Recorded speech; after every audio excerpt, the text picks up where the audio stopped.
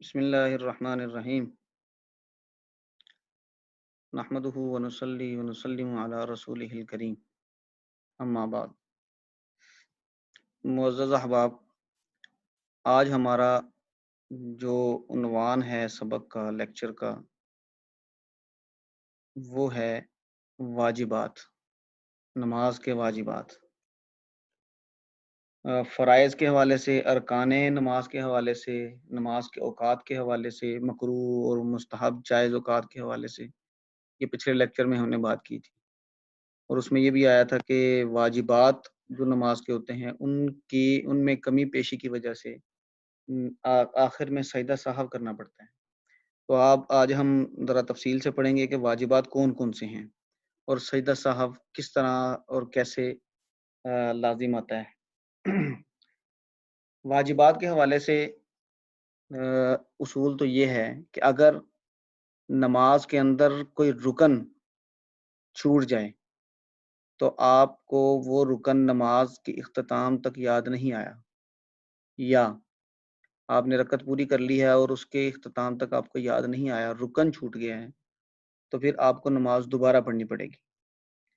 اور اگر فرض یا رکن نہیں چھوٹا بلکہ واجبات میں کوئی کمی پیشی ہوئی ہے، کوئی تقدیم و تاخیر ہوئی ہے، کوئی چھوٹ گیا ہے یا کوئی زیادہ کر لیا ہے، ان سب صورتوں میں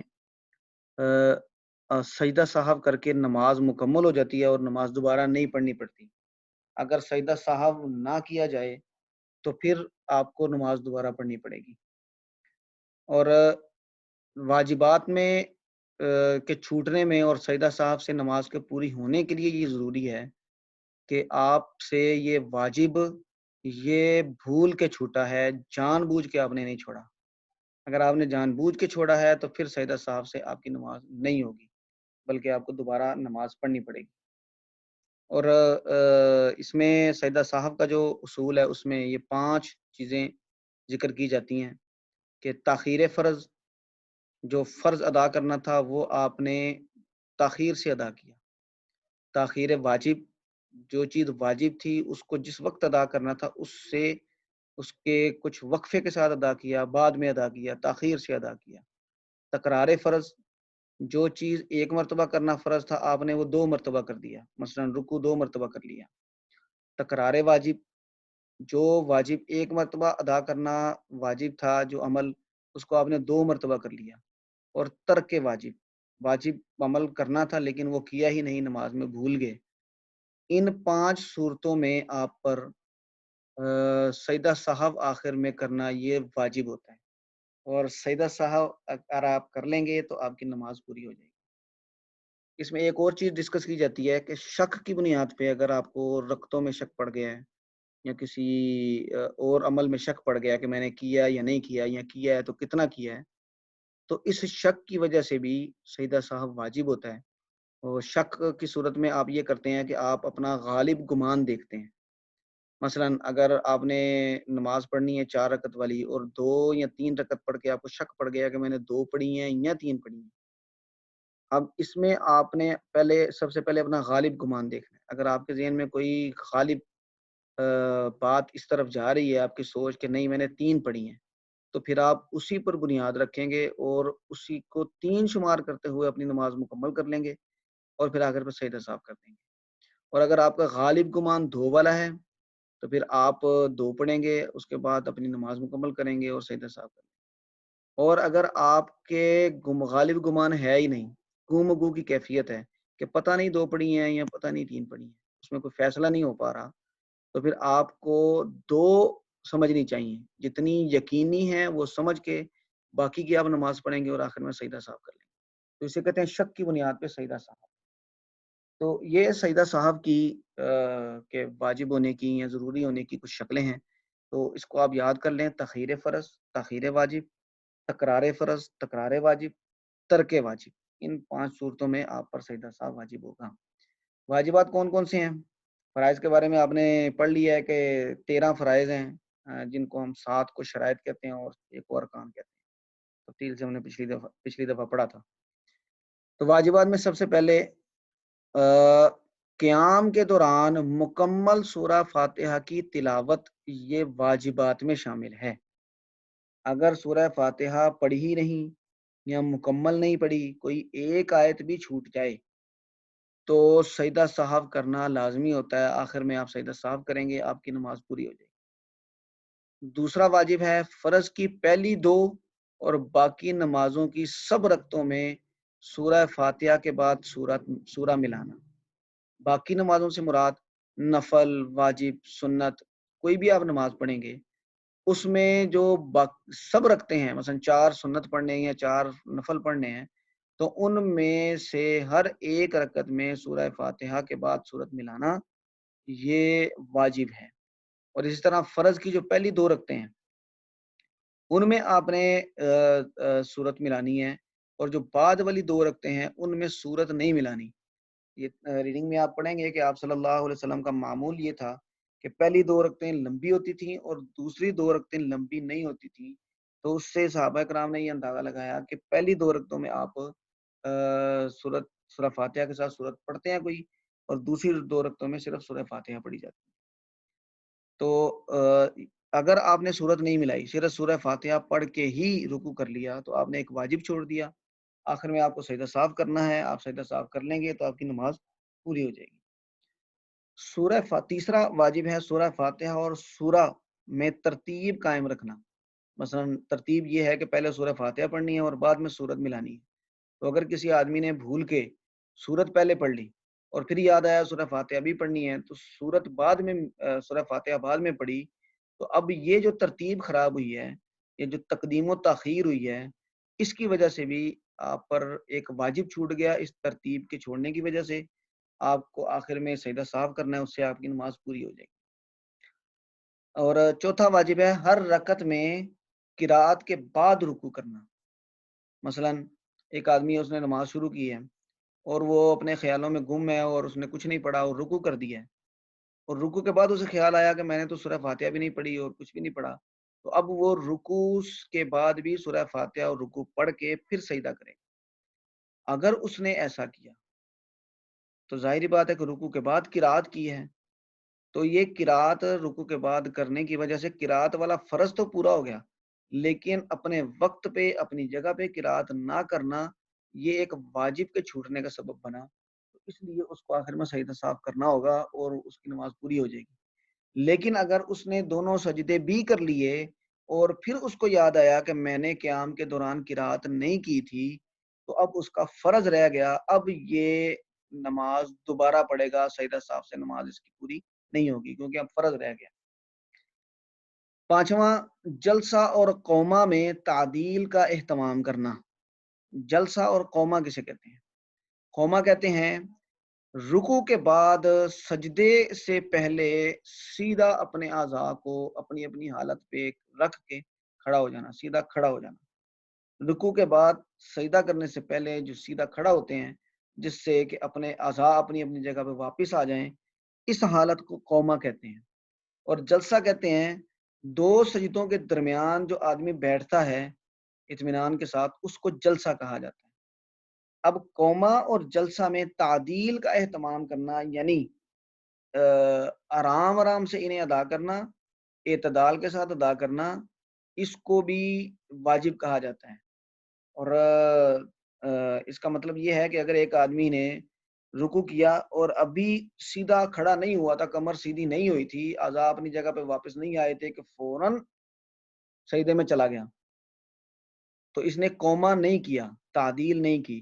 اسی طرح ایک سجدہ کیا، ابھی بالکل کھڑا نہیں ہوا تھا کہ مرغی کی طرح دوبارہ ٹھونگ لگا دی، تو اب اس کا یہ جلسے والا تعدیل کا واجب رہ گیا، اب آخر میں اسے سجدہ صاف کرنا لازمی ہے، اور اس سے سجدہ صاف سے اس کی نماز پوری ہو جائے گی۔ تو قومہ اور جلسہ میں تعدیل کا اہتمام کرنا بھی واجب ہے۔ قاعدہ اولا، 4 رکعت والی نماز پڑھ رہے ہیں، اس 4 رکعت والی نماز میں 2 رکعت کے بعد بیٹھ کے تشہد پڑھنا، بیٹھنا، تشہد پڑھنے کی مقدار بیٹھنا، اس کو قاعدہ اولا کہا جاتا ہے، یہ واجب ہے۔ اگر یہ چھوٹ گیا کسی سے بھول چوک سے، تو اب آخر میں سجدہ صاف سے اس کی کمی پوری ہو جائے گی۔ مثلا ایک آدمی 2 رکعت کے بعد بیٹھنا تھا لیکن اسے خیال ہی نہیں رہا اور وہ سیدھا کھڑا ہو گیا، تیسری رکعت اس نے پڑھی، تو اب اس کا یہ قاعدہ رہ گیا، اس قاعدے کے رہنے کی وجہ سے آخر میں سجدہ سہو لازمی ہوگا۔ اچھا، ساتواں ہے قاعدہ اولا اور قاعدہ اخیرہ میں تشہد پڑھنا، یہ الگ سے واجب ہے۔ قاعدہ اولا میں بیٹھنا تشہد کی مقدار یہ الگ سے واجب ہے، اور تشہد التحیات للہ والصلوات یہ پڑھنا یہ الگ سے واجب ہے۔ اسی طرح قاعدہ اخیرہ 4 رکعت کے بعد جو بیٹھتے ہیں نماز کے آخر میں، وہ بیٹھنا اتنی مقدار میں یہ فرض ہے، لیکن تشہد پڑھنا اس میں یہ واجب ہے۔ ایک آدمی بیٹھا رہا خاموشی سے، تشہد نہیں پڑھا تو اس نے واجب چھوڑ دیا، اب اس پر سجدہ سہو کرنا یہ لازمی ہوگا۔ 8واں جو واجب ہے وہ نماز وتر میں دعائے قنوت پڑھنا۔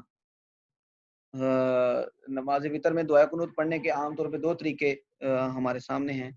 ایک طریقہ یہ ہے کہ جو احناف جس پر عمل کرتے ہیں کہ آپ سورت پڑھیں، سورت ملائیں، اور اس کے بعد اللہ اکبر کہہ کے اپنے ہاتھ اوپر رفع دین کریں، کان تک گردن تک یا کانوں تک اٹھائیں، اور پھر باندھ کے سورہ دعائے قنوت پڑھیں، دعائے قنوت پڑھ کے پھر رکوع کریں، سجدہ کریں، پھر رکعت پوری کریں۔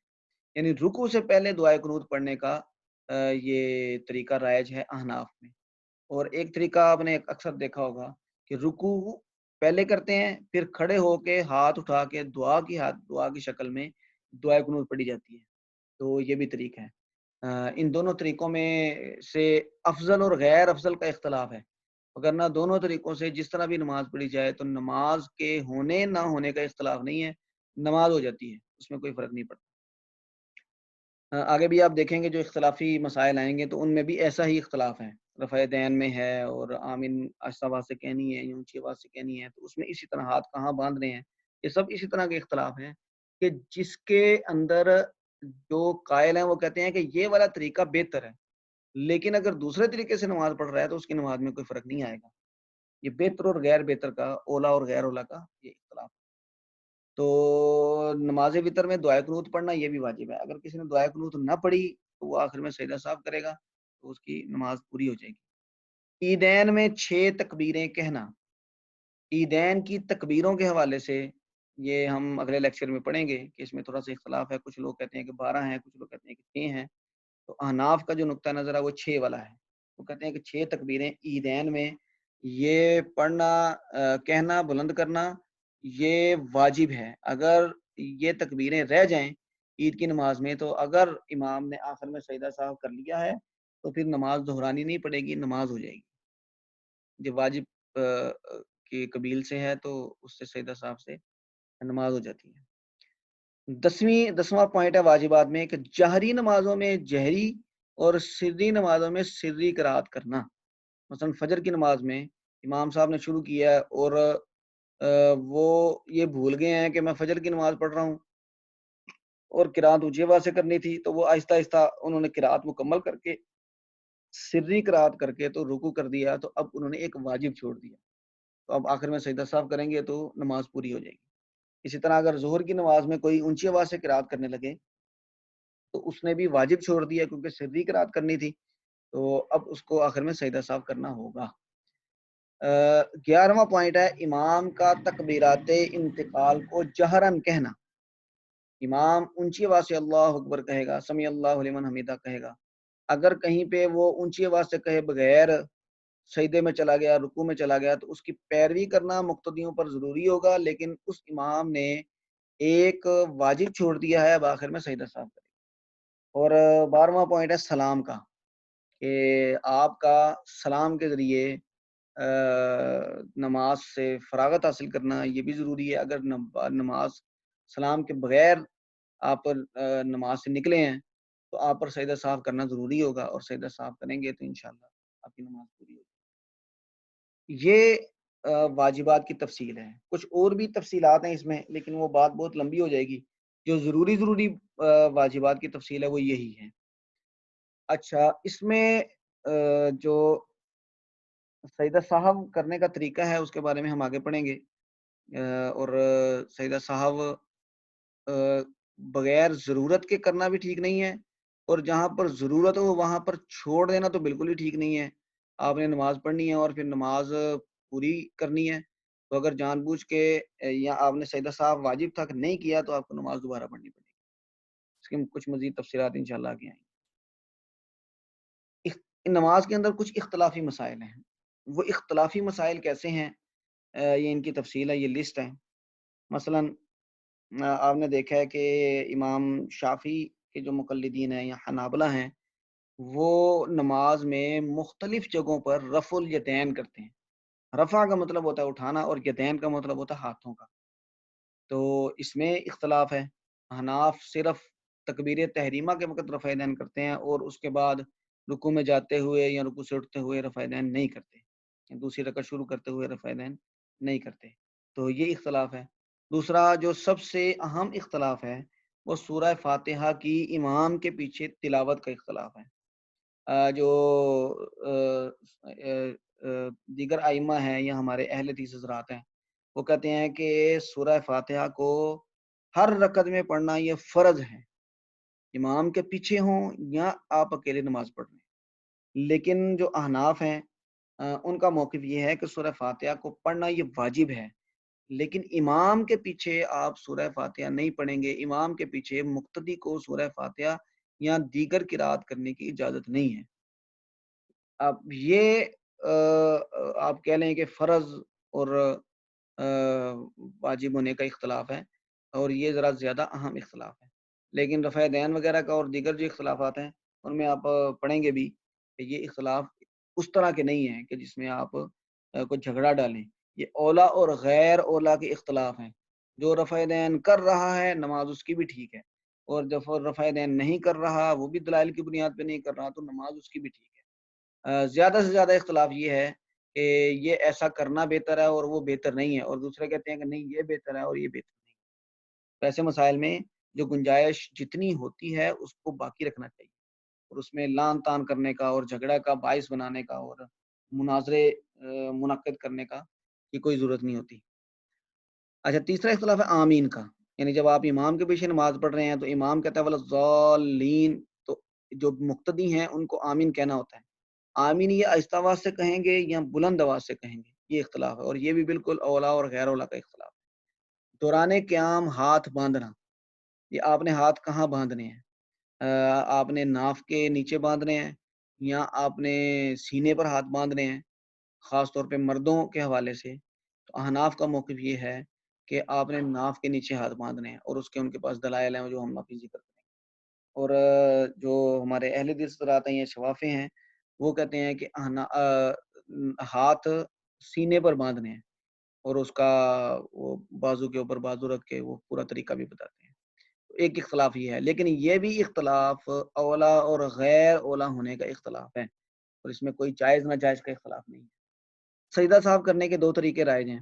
ایک طریقہ یہ ہے کہ آپ ایک سلام ایک طرف دائیں طرف سلام پھیرتے ہیں اور پھر دو سجدے کرتے ہیں، پھر پورا تشہد دوبارہ پڑھتے ہیں اور پھر دو سلام پھیر کے نماز پوری کرتے ہیں. ایک طریقہ یہ ہے، یہ احناف اسی پر عمل کرتے ہیں. اور ایک طریقہ امام شافعی وغیرہ کا ہے، تو وہ کیا کرتے ہیں، وہ کہتے ہیں جو سجدہ صاحب ہے یہ سلام پھیرنے سے پہلے ہے.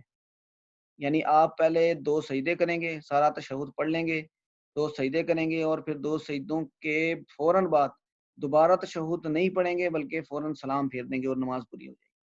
تو یہ دونوں طریقے بھی بالکل اسی طرح کے اختلاف میں ہیں، اولا اور غیر اولا کے. دونوں طرف دلائل موجود ہیں، اور جو کہتے ہیں کہ سلام سے پہلے سجدہ صاحب کرنا ہے تو وہ بھی کہتے ہیں کہ بہتر یہ ہے، لیکن اگر کسی نے سلام کے بعد بھی کر لیا تو اس کی نماز ہو جائے گی، سجدہ صاحب ہو جائے گا. اور اس کے دلائل آپ اس میں ریڈنگ میں پڑھیں گے، اس کو پڑھیں انشاءاللہ آپ کو اختلاف کی نوعیت بھی سمجھ آ جائے گی. دعائے قنوت پڑھنا، یہ دعائے قنوت آپ ابھی میں نے بتایا کہ رکوع سے پہلے پڑھنی ہے، رکوع کے بعد پڑھنی ہے، تو یہ بھی بالکل اسی طرح کا اولا اور غیر اولا کا اختلاف ہے. وطر پڑھنے کا طریقہ ہے، وطر پڑھنے کے دو طریقے رائج ہیں. ایک وطر یہی رکوع سے پہلے پڑھتے ہیں اور ایک رکوع کے بعد والا پڑھتے ہیں. اور کچھ لوگ وطر کو یہ کہتے ہیں کہ ایک وطر بھی ہوتا ہے، اور کچھ کہتے ہیں احناف کہتے ہیں کہ نہیں، 3 سے کم نہیں ہوتے. تو یہ بھی ایک اختلاف ہے، لیکن یہ بھی بالکل اولا اور غیر اولا کا اختلاف ہے. اس کے پڑھنے کے طریقے میں جو وطر کی تعداد ہے اس میں ذرا زیادہ شدید قسم کا اختلاف ہے، وہ انشاءاللہ ڈسکس کریں گے جب اس کی باری آئے گی. مرد و عورت کی نماز میں فرق ہے، یہ کچھ بات پچھلی کلاس میں بھی ہوئی تھی. تو اس حوالے سے بھی کچھ اختلافات ہیں. جو اہل حدیث حضرات ہیں وہ کہتے ہیں کہ کوئی فرق نہیں ہے، اور احناف کہتے ہیں کہ نہیں، مرد اور عورت کی نماز میں قدر فرق ہے، اور اس میں وہ کہتے ہیں کہ عورت زیادہ سمٹ کے نماز پڑھے گی۔ مرد کو یہ حکم ہے کہ جب سجدہ کرے تو اپنے بازو کھلے رکھے اور اپنے سینے کو اپنی رانوں سے جدا رکھے، اس کو اس کے ساتھ نہ جوڑے۔ لیکن احناف کہتے ہیں کہ عورت جب سجدہ کرے گی تو وہ اپنے سینے کو اپنی رانوں سے جدا نہیں کرے گی اور اپنے بازو بھی پھیلائے گی نہیں بلکہ سمیٹ کے رکھے گی۔ یہ اختلافات ہیں، تو اس کی جب باری آئے گی تو انشاءاللہ اس پہ بھی ڈیٹیل سے ہم بات کریں گے۔ تو سب سے پہلے ہم رفع الیدین کے اختلاف کو دیکھتے ہیں۔ رفع الیدین کا معنی میں نے بتایا کہ ہاتھوں کو اٹھانا، اور احناف یہ کہتے ہیں کہ سنت یہ ہے کہ آپ صلی اللہ علیہ وسلم تکبیر تحریمہ کے وقت ہاتھ اٹھایا کرتے تھے، اور کہاں تک اٹھاتے تھے؟ تو روایات موجود ہیں، کچھ روایات ہیں کہ آپ سینے تک اٹھاتے تھے، کچھ روایات ہیں کہ آپ کانوں تک اٹھاتے تھے، اور کچھ روایات میں یہ بھی ہے کہ آپ ہاتھ سر سے اوپر تک اٹھاتے تھے، کانوں سے اوپر تک بھی۔ تو احناف یہ کہتے ہیں کہ ہم تینوں پر عمل کر سکتے ہیں اگر ہم کانوں کے جو انگوٹھے ہیں ان کو کانوں کی لو تک اٹھا لیں تو انگلیاں اوپر ہو جائیں گی، ہتھیلیاں جو ہیں وہ کانوں کے متوازی ہو جائیں گی، اور جو یہ ہمارا ہاتھ کا گٹا ہے یہ کندھوں تک ہو جائے گا، چھاتی کے برابر۔ تو کہتے ہیں اس لیے ہم ہاتھ یہاں تک اٹھاتے ہیں۔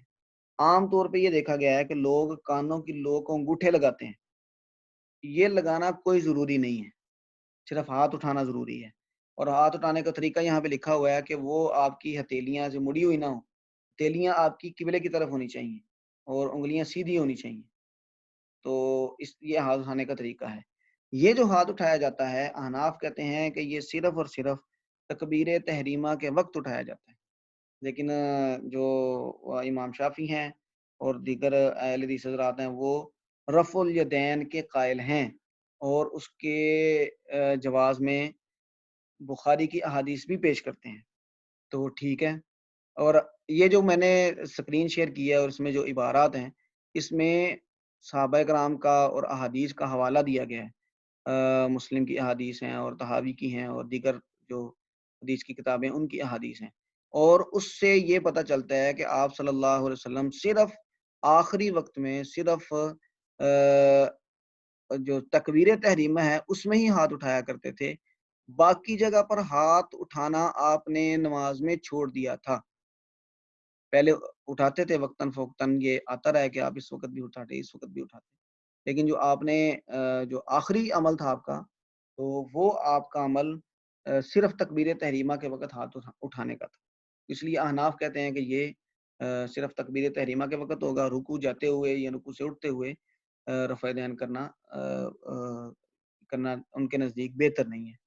لیکن یہاں پہ آپ دوسری طرف ذرا اس کا یہ عبارت پڑھیں، آخر میں انہوں نے لیکن بتدریج آپ صلی اللہ علیہ وسلم نے سوائے آغاز نماز کے اور تمام مواقع پر رفع دین کا حکم منسوخ کر دیا، تاہم چونکہ اس مسئلے میں سلف صالحین کے درمیان عہد صحابہ سے اختلاف رائے رہا ہے، یعنی کچھ صحابہ ایک یہ والی رائے رکھتے تھے اور کچھ صحابہ دوسری رائے رکھتے تھے، تو ایسے معاملات میں جہاں پر صحابہ میں اختلاف ہو تو وہاں پر ہم اپنے لیے گنجائش محسوس کرتے ہیں، کسی ایک کے عمل کو بھی ناجائز قرار نہیں دیتے، بلکہ دلائل کی بنیاد پہ جس کی دلیل مضبوط رکھتی ہے وہ اس عمل کو اپناتا ہے، یہ کہہ کے کہ میرے نزدیک یہ بہتر ہے۔ لیکن اگر کوئی آدمی دوسرے پر بھی عمل کر رہا ہے تو اس میں بھی کوئی حرج نہیں ہے، بہتر یہ ہے کہ میرے والے جس کو میں نے اپنایا اس پہ عمل کر لیا جائے، بس اتنا سا اختلاف ہے۔ اس لیے اس اختلاف کو شدت کا اور ایک دوسرے میں تنازعات کھڑا کرنے کا ذریعہ بنانا یہ کسی طور پر بھی درست نہیں ہے۔ اس لیے اگر کوئی رفع دین کے ساتھ نماز پڑھ رہا ہے تو بہت اچھے، اور اگر رفع دین کے ساتھ نہیں پڑھ رہا تو پھر بھی بہت اچھے، جو اختلاف جیسا ہے اس کو اسی مقام پر رکھنا چاہیے۔ اسی طرح ایک اختلاف آگے ہم آخر میں پڑھیں گے سلسلہ وار، کہ ہاتھ کہاں باندھنا ہے، ناف پہ باندھنا ہے یا سینے پہ باندھنا ہے۔ تو اس کے یہ جو دلائل دیے ہیں، ایک طرف ابو مجلس صحابی رسول صلی اللہ علیہ وسلم ہے، ان سے روایت ہے کہ ان سے نماز کی حالت میں ہاتھ باندھنے کی بابت دریافت کیا گیا تو فرمایا کہ دائیں ہاتھ کی ہتھیلی بائیں ہاتھ کے اوپری حصہ پر ناف کے نیچے رکھو۔ اب یہ روایت ہے 7 نمبر، اس کا حوالہ نیچے کہیں رہ گیا ہے لیکن چلیں حوالہ ہے حدیث کی کتاب کی ہے۔ ہاتھ باندھنے کا مقصد ایک عقلی دلیل یہ بھی دی جاتی ہے کہ ہاتھ باندھنے کا مقصد یہ ہوتا ہے کہ آدمی احترام اور تعظیم دے، اللہ تعالیٰ کے سامنے اس کی تعظیم کرتے ہوئے کھڑا ہو، اور ظاہر ہے کہ ناف کے نیچے ہاتھ باندھنے میں ظاہری احترام زیادہ ہے، کیونکہ آدمی زیادہ عاجزی کے ساتھ جھکا ہوا محسوس ہوتا ہے، اور نظر جھکی ہوئی ہے اور ہاتھ بھی ایسے باندھے ہوئے ہیں تو تعظیم زیادہ اس میں محسوس ہوتی ہے، اس لیے یہ صورت بہتر ہے۔ تاہم اس مسئلہ میں اہل علم کے درمیان اختلاف رہا ہے کہ ہاتھ کہاں باندھنا بہتر ہے، اس لیے جو لوگ سینہ پر یا سینے کے نیچے ہاتھ باندھیں اور اسی کو افضل سمجھتے ہوں، ان پر بھی نکیر نہ کرنی چاہیے۔ نکیر کا مطلب ہوتا ہے لان تان کرنا، اس کو کہنا وہ تو کرتا پہ یا آپ کیا کر رہے ہیں، ایسے ان کو مخاطب کرنا، یہ بالکل جائز نہیں ہے، اس لیے کہ یہ محض زیادہ اور کم افضل کا اختلاف ہے، نہ اس پر نماز کے درست ہونے کا مدار ہے، نہ نجات اخروی کا۔ جو لوگ سینہ پر ہاتھ باندھنے ہی پر اصرار کرتے ہیں اور دوسروں کو غلط ٹھہراتے ہیں، وہ دراصل کم اہم مسئلہ کو زیادہ اہم قرار دینے کی بدعت کے مرتکب ہیں، اور اسی طرح دوسرے جو سینے پر ہاتھ باندھنے والوں کو لان تان کرتے ہیں، نکیر کرتے ہیں، ان کو غلط ٹھہراتے ہیں، تو وہ بھی ایک کم اہم مسئلے کو زیادہ اہم قرار دینے کی بدعت کے مرتکب ہو رہے ہیں۔ جو جس حیثیت کا اور جس جگہ کا مسئلہ ہے وہیں پر اسے رکھنا چاہیے، یہ اختلاف ہے۔ اچھا، اس کے بعد جو اہم مسئلہ ہے وہ امام کے پیچھے سورہ فاتحہ کی قرات کا ہے۔ اس میں احناف کے موقف کے مطابق دلائل اکٹھے کیے گئے ہیں، اور اس کا جو بنیاد بنایا گیا ہے وہ قرآن کریم کی آیت کو بنایا گیا ہے۔ دیکھیں، یہ ایک اصول میں نے پہلے بتایا تھا کہ امام شافعی رحمۃ اللہ علیہ خبر واحد کے ذریعے قرآن کے حکم پر زیادتی کے قائل ہیں۔ وہ کہتے ہیں کہ خبر واحد یا جو حدیث ہے یہ بھی قرآن کی تشریح کے لیے آئی ہے، تو اس لیے اس میں جو باتیں آئی ہیں وہ بھی اسی طرح کرنا لازم ہوگا جس طرح قرآن کے کسی حکم پر عمل کرنا لازم ہے۔ احناف کا موقف یہ ہے کہ خبر واحد کیونکہ اس کی اتھینٹیکیشن وہ نہیں ہوتی جو قرآن کریم کی کسی آیت کی اتھینٹیکیشن ہے، اس لیے ہم دونوں کو برابر حیثیت نہیں دے سکتے۔ جو چیز قرآن کریم سے ثابت ہے ہم اس کو فرض قرار دیں گے، اور جو چیز حدیث سے ثابت ہوگی ہم اس کو واجب یا سنت قرار دیں گے۔ تو اس لیے وہ کہتے ہیں کہ امام کے پیچھے سورہ فاتحہ کی قرات یہ فرض نہیں ہوگی، یا نماز کے اندر سورہ فاتحہ کی قرات یہ فرض نہیں ہوگی بلکہ واجب ہوگی۔ دوسرا مسئلہ یہاں پر سورہ فاتحہ کے حوالے سے یہ ہے کہ امام کے پیچھے آپ نے اسے پڑھنا ہے کہ نہیں پڑھنا۔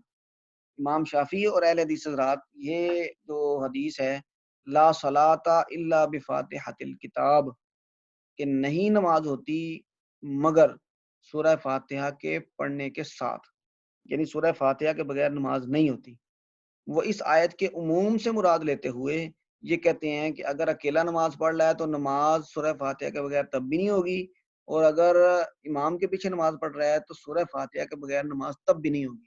اس کا مطلب ہے کہ سورہ فاتحہ امام کے پیچھے پڑھنا بھی ان کے ہاں ضروری اور فرض ہے، لیکن اس لیے وہ پڑھتے بھی ہیں۔ احناف کے نزدیک سورہ امام کے پیچھے آپ قرات نہیں کریں گے، نہ سورہ فاتحہ پڑھیں گے اور نہ ہی قرآن کریم کی کوئی اور سورت پڑھیں گے۔ امام کی قرات یہ مقتدی کے لیے کافی ہے، خواہ وہ جہری نماز ہے یا سری نماز ہے۔ یہ ان کا موقف ہے احناف کا۔ امام مالک کا اور دیگر جو حضرات ہیں ان کا بھی موقف اس حوالے سے یہ ہے۔ امام مالک کا موقف یہ بتایا جاتا ہے اور یہ سب سے معتدل لگتا ہے، اور اکثر حضرات اسی پہ عمل کرتے ہیں، جو محقق حضرات ہیں وہ عام طور پہ اس کو اپناتے ہیں۔ امام مالک کہتے ہیں کہ جو جہری نمازیں ہیں ان میں آپ نے امام کے پیچھے کچھ نہیں پڑھنا، نہ سورہ فاتحہ اور نہ ہی سورت، لیکن جو سری نمازیں ہیں جس میں امام منہ ہی منہ میں پڑھ رہا ہے، بلند آواز سے نہیں پڑھ رہا، تو اس میں آپ سورہ فاتحہ امام کے پیچھے پڑھ لیں گے۔ امام مالک کی یہ رائے ہے، یہ آگے ذکر بھی ہوگی۔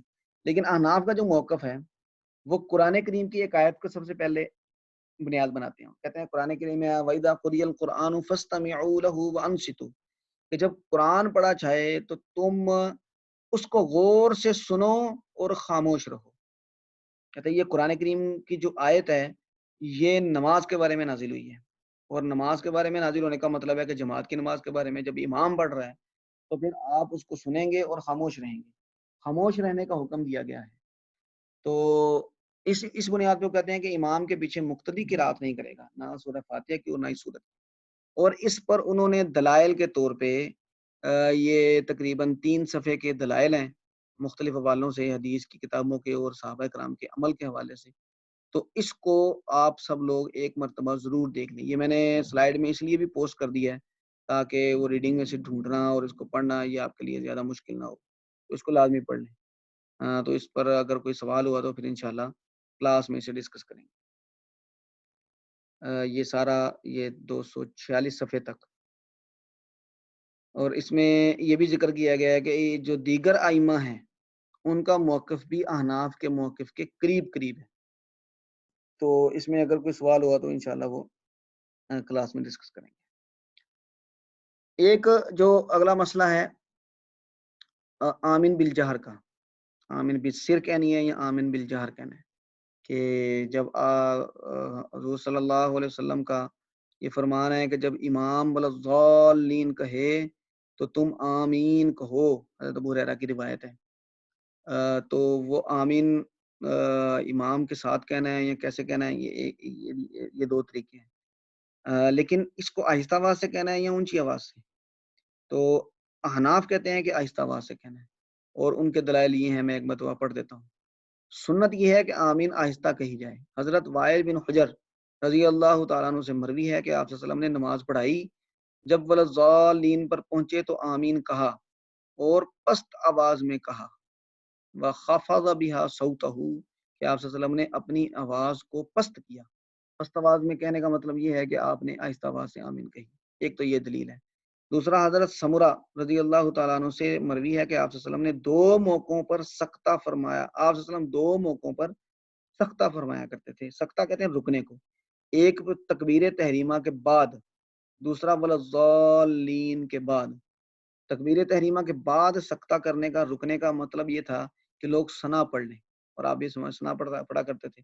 اور دوسرا سکتہ تھا وہ آمین کا تھا، یعنی آپ والضالین کہہ کے خاموش ہو جاتے. یہ خاموشی کس لیے تھی؟ تاکہ لوگ آمین کہہ لیں. تو اس کا مطلب یہ ہے کہ آپ خاموش ہیں تو پچھلے لوگ بھی آہستہ آواز سے ہی آمین کہہ رہے ہیں، صرف اتنا وقت دیا جاتا ہے جس میں لوگ آمین کہہ لیں. تو اس سے بھی یہ ثابت ہوتا ہے کہ آپ صلی اللہ علیہ وسلم آہستہ آواز سے آمین کہتے تھے. اور تیسری جو انہوں نے ایک لاجیکل ریزن بتائی ہے کہ قرآن کریم میں دعا آمین، یہ اس کا مطلب ہوتا ہے یا اللہ قبول فرما. آمین، تو کوئی دعا مانگتا ہے آپ کہتے ہیں آمین، تو اس کا مطلب ہوتا ہے یا اللہ قبول فرما. تو یہ ایک دعا ہے، اور دعا کا ادب قرآن کریم میں یہ بتایا گیا ہے، ادعوا ربکم تضرعا وخفیہ، تم اپنے رب کو گڑ گڑا کر اور چپ کے پکارو، یعنی آہستہ آواز کے ساتھ پکارو. تو یہ عام طور پہ جو اوراد کے بارے میں، ذکر و اذکار کے بارے میں، دعا کے بارے میں جو ادب نظر آتا ہے پورے آپ صلی اللہ علیہ وسلم کے اس میں زندگی میں، تو وہ آہستہ آواز سے کرنے کا یہ ادب نظر آتا ہے دیگر مواقع پر بھی کئی جگہ پہ. تو اس لیے وہ کہتے ہیں کہ یہ بھی دعا ہے تو اس کو بھی آمین آہستہ آواز سے ہی کہنا چاہیے. لیکن اس میں پھر بھی اختلاف وہی ہے کہ جو اولا اور غیر اولا کا ہے. اولا اور غیر اولا کا مطلب یہ ہے کہ جو کہتے ہیں اونچے آواز سے کہنا ہے تو وہ کہتے ہیں یہ بہتر ہے، اور جو کہتے ہیں آہستہ آواز سے کہنا ہے تو وہ کہتے ہیں یہ بہتر ہے. اس سے نماز کے ہونے نہ ہونے میں جائز نہ جائز کا کوئی فرق نہیں پڑتا. یہ کچھ مسائل ہیں اختلافی. یہ دوران قیام ہاتھ باندھنے والا جو مسئلہ تھا وہ پیچھے ڈسکس کر لیا، تو آپ انشاءاللہ اس کو بھی پڑھ لیں. جو کچھ مسائل رہ گئے، مثلا یہاں تک ہم نے پڑھ لیا دوران قیام ہاتھ باندھنا. 4 مسائل رہ گئے. سجدہ صاحب کرنے کا طریقہ، اس کے بارے میں میں نے ہلکا پھلکا بتا دیا. دعائے قنوت پڑھنے کا طریقہ اور وطر پڑھنے کا طریقہ اور مرد و عورت کی نماز میں فرق، یہ انشاءاللہ اگلے لیکچر میں ڈسکس کریں گے. اور اگلا لیکچر ہمارا نماز کے سلسلے کا آخری لیکچر ہوگا. ایک تو یہ 4 مختصراً ڈسکس کیے جائیں گے، اس کے بعد نماز کی سنتیں کی ریڈنگ آپ کو شیئر کر دی جائے گی، وہ آپ نے خود پڑھ لینی ہے. نماز کے آداب، نماز کا طریقہ، وہ آپ ریڈنگ پڑھ کے آئیں کلاس میں. اگر اس کے حوالے سے پھر کوئی اگر ہوا تو وہ انشاءاللہ 2 چیزیں رہ جائیں گی نماز کے حوالے سے. ایک تو دیگر نمازیں، سفر کی نماز ہے، قضا نماز ہے، اور نماز جنازہ ہے جو ہماری روزمرہ زندگی سے متعلقہ ہیں. اگلے لیکچر میں ہم ان کو مکمل کریں گے. اور ایک ہے نماز کی عبارات. نماز کی عبارات مثلاً جو ہم نماز میں پڑھتے ہیں الحمدللہ سورہ اور سمیع اللہ لمن حمیدہ تحیات اور روشنی وغیرہ یہ جو ہم پڑھتے ہیں ان کو صحیح پڑھنا یہ بھی ضروری ہے۔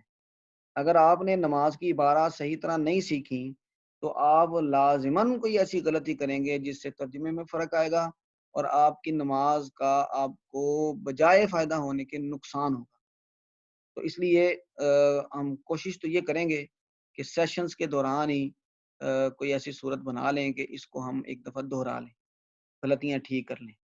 لیکن اگر ایسا ممکن نہ ہوا تو آپ لوگ اپنے قریب کے کسی فرد سے، یہ آپ کی اسائنمنٹ ہے سب کی، کہ آپ نے اپنے قریب کے کسی ایسے فرد کو، مرد ہو یا عورت ہو، کسی کو ایک دفعہ اپنی نماز سنانی ہے کہ جو آپ نماز میں پڑھتے ہیں وہ سارا، تاکہ اس میں اگر کوئی غلطی کوتاہی ہے تو وہ نکل جائے اور نماز درست ہو۔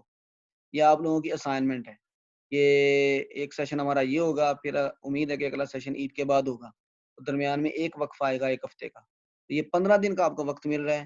ان 15 دنوں میں آپ نے کم از کم ایک مرتبہ کسی ایسے آدمی کو پکڑ کے اس کو اپنی پوری نماز سنانی ہے، چاہے ایک وقت میں سنائیں یا تھوڑی تھوڑی کر کے سنائیں، کہ جس سے آپ کی نماز کے پڑھنے میں جو غلطیاں ہیں وہ درست ہو جائیں۔ اگر کوئی غلطی نکلتی ہے تو اس کو بار بار دہرائیں، بار بار دہرائیں۔ نماز کا مسئلہ ہے، ساری زندگی پڑھنی ہے نماز، تو اگر کوئی غلطی رہ گئی تو وہ غلطی پھر ساری زندگی چلے گی۔ تو بہتر یہ ہے کہ یہ ایک موقع ہے تو آپ اپنی نماز درست سنا لیں۔